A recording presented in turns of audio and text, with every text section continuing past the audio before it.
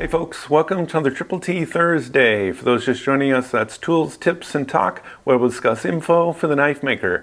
In today's episode, we're going to conclude our compression lock folder series. That's right, we're going to finish it up today, get all of the bolsters and liners all done in black. I'm really excited about this one. So let's go down to the table and see where we're at.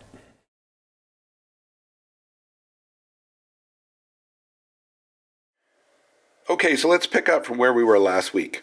The knife opens, it locks, super solid, and the lock release works. So everything's basically done on the lock and the release. We probably will have to tweak that a little bit just to center up the blade after we grind it. But next steps, what I want to do, my original design had these bolsters that were quite large so that it would go past this, but ends up I don't like that. So what I'm going to do is actually make some new bolsters that end right at the apex of this curve, and I'm going to make them titanium.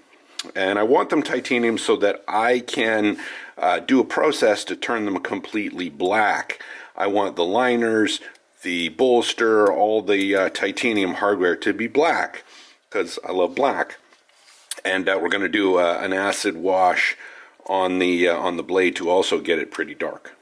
All right, so we're going to use some of this pretty thick titanium. This is 140 thousandths thick titanium. We're going to use this for the bolster.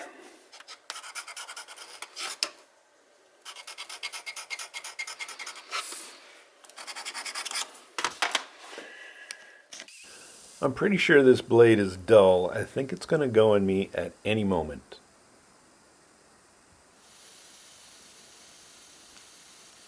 Yep, there it goes. Nope, can't do that with titanium. This should work a little better.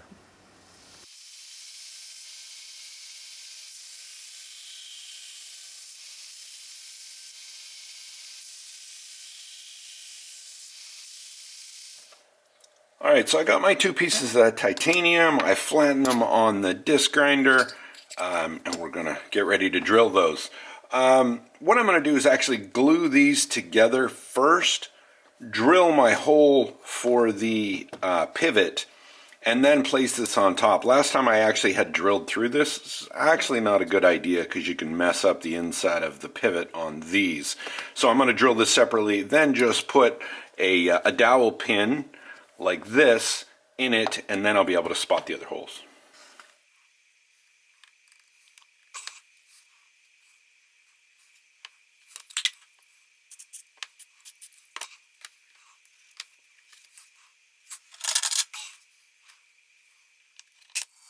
I'm drilling this with a 5/32, then a 17, and then reaming it with a 3/16.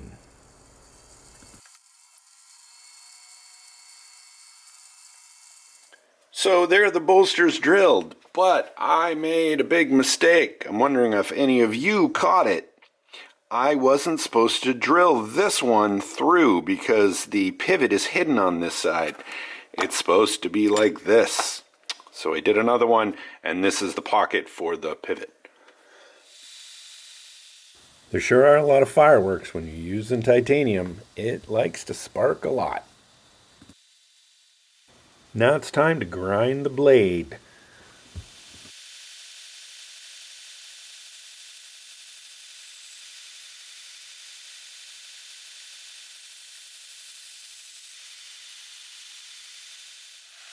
Look, magic.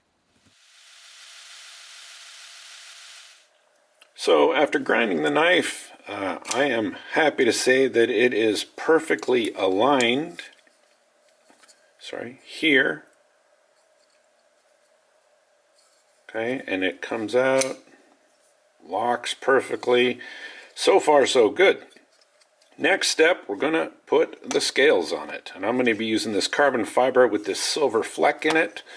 And we'll just even out the fronts. I need to put a little angle on them, and then just like we did on the last one, we'll glue them to the liners temporarily and then drill through the holes, and we should have our scales.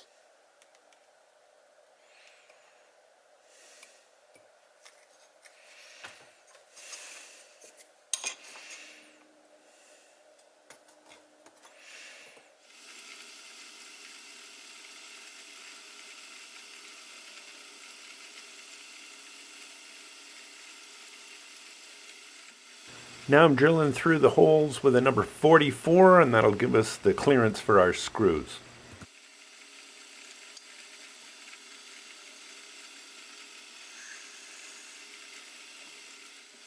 And now I'm using the 150 thou counterbore to countersink the heads of the bolts.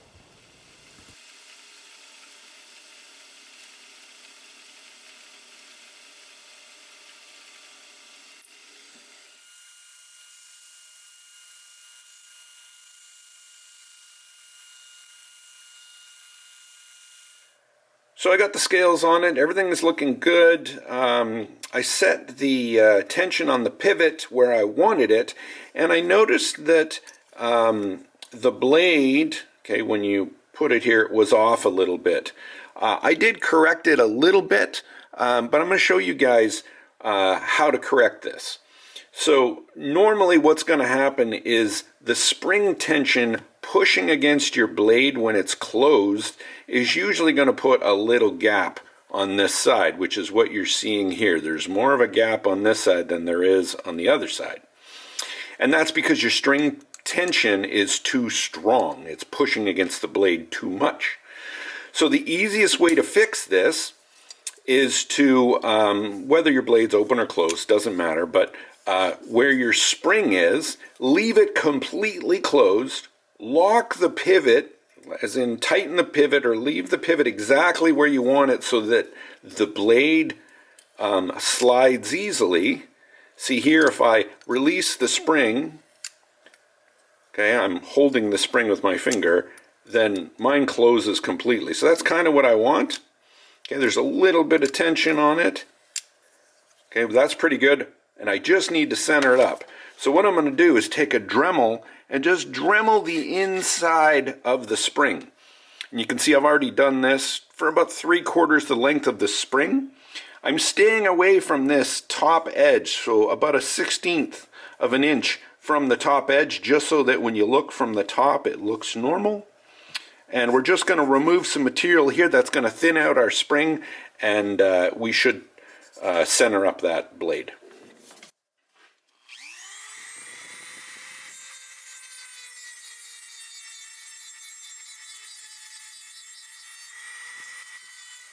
And there we go. We are nice and centered. All right, I got the scales back on. Now it's time to grind this. If you notice, I have my planting pushed back a bit. That's giving me a slack belt. It just makes these curves a little easier to do.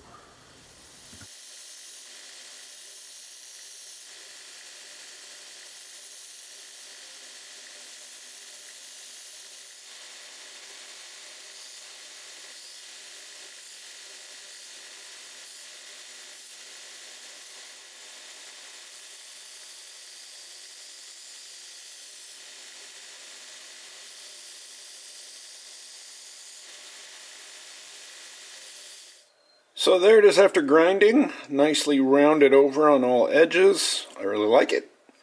So now I'm going to take it all apart, and the insides of all the liners, just the inside, I'm going to round over, except for where I marked in red because I don't want a little gap there. But all the others I'm going to round over, and I'm also going to round over the top of the lock release here. And actually I'm going to take this jimping file and just put some jimping on the top of it.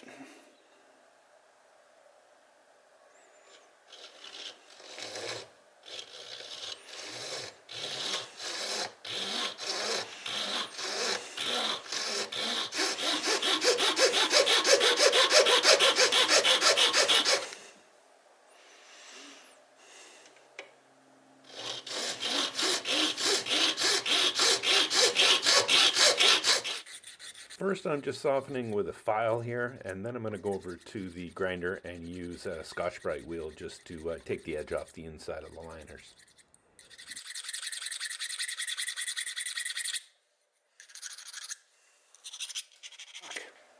I'm almost ready to put this back together, but I want to harden the lock face right here.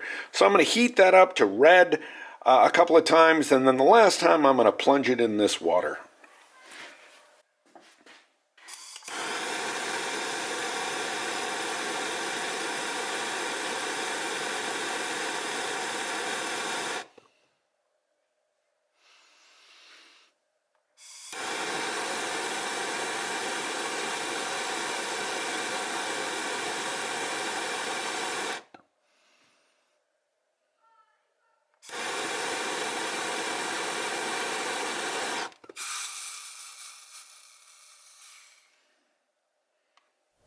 Hey folks, don't forget our sponsor, Maritime Knife Supply. They're going to be having their folder section up pretty soon. Not quite up yet, but it's coming.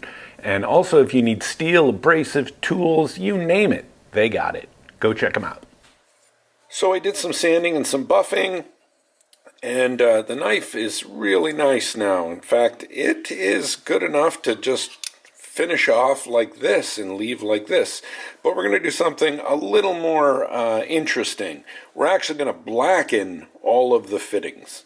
So let me explain how we're going to do that. So this is the finish we're going to be going for. It is a nice matte black. Before I get into what you're going to need for this, I wanted to send a big thank you to Curtis Hallen from Freehill Blades. He did a video on this. I'm basically following exactly what he did in his video. So here's all you're going to need for this. A DC power supply. These are pretty inexpensive. You can get them for 40, 50 bucks. This one goes all the way up to, I think, 120 volts. So it was a little bit more. I think it was about 80. There's links down in the video description. You're going to need some kind of container, some distilled water, and some manganese sulfate. Again, links in the video description. The first thing you're going to need to do is sandblast all your parts. And I'm afraid that is not optional. I wanted to test what would happen with a shiny surface. So the edges of this I left, I buffed. And I did these at the same time. They were this black, but as soon as I touched them with a rag with some mineral oil, all of the oxides came off. So you definitely need a rougher surface like a sandblast. So unfortunately, that's not optional. I'm going to go sandblast these parts, really just the edges of the liners. I've got tape over the pivot holes just to make sure I don't get anything in there. And then, of course, the bolsters and my pivot head, which is around here somewhere.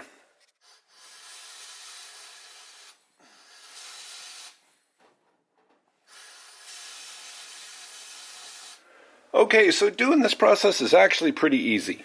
First, I'm going to just put some distilled water into the container, and this can be glass or plastic, it doesn't matter. Just enough to cover your parts. And then we're going to take the manganese sulfate, and I'm just going to sprinkle it so it's covering the bottom. These are like little beads. This stuff's cheap, so don't worry about using a lot of it. Now we're just going to mix this up. It is going to get cloudy, which is fine.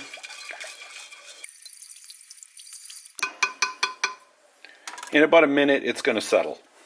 All right, it's settled a little bit. Now I'm going to take my negative and I'm going to hook it. This is some titanium wire and just a little piece of titanium. You want a little bit of surface area inside here because it's going to be acting as your cathode, anode, I don't remember which one. And then we're just going to immerse that on one side. I like the wire so that my clips don't get close to this stuff because this stuff is going to corrode that piece. So save your clips and use a piece of wire. So now I'm going to immerse all of my parts and I'm going to have them touching. So I've got my pivot head.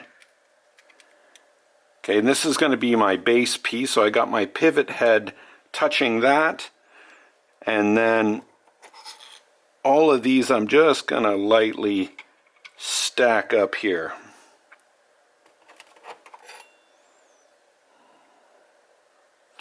Oh, one thing to note, for where the bearing races go, I've actually protected those with some nail polish so that those are not going to anodize. I want those to stay nice and shiny. And that's why I taped over them during the sandblasting.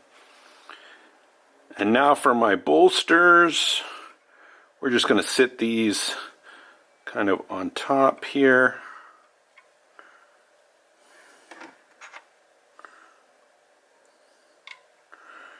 All right. So make sure you've got the positive. I've got another piece of titanium wire here. And make sure that it's, you know, you're not touching it or holding it or connecting it. I'm going to connect my power supply. And I'm going to be going to 49.5 volts. That's close enough. So now you can just hold this and touch one of the parts. But it does take 5 minutes. So what I'm going to do is just kind of put it in one of those little holes. And it'll probably just stand up there. All of the parts should bubble, including this piece, as soon as I put it in there.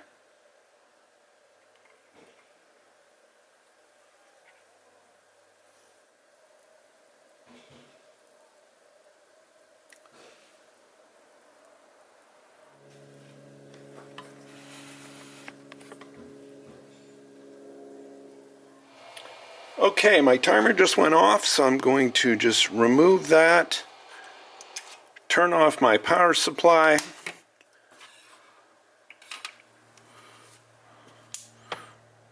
and start to remove my parts. I can definitely see that they are black. Okay, we got all our parts blackened. I even went and acid etched and tumbled the blade. Now we're ready for final assembly.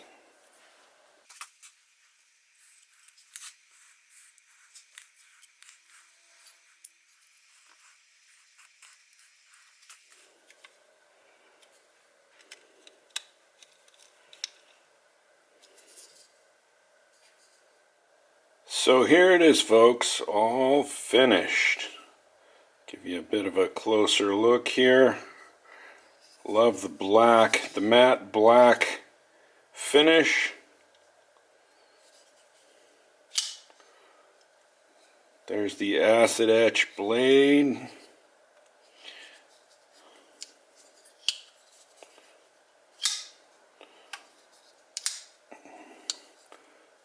Yeah, action is great on it. It's very centered. Whoops. Love it. Thanks for watching, folks. We'll see you on the next one.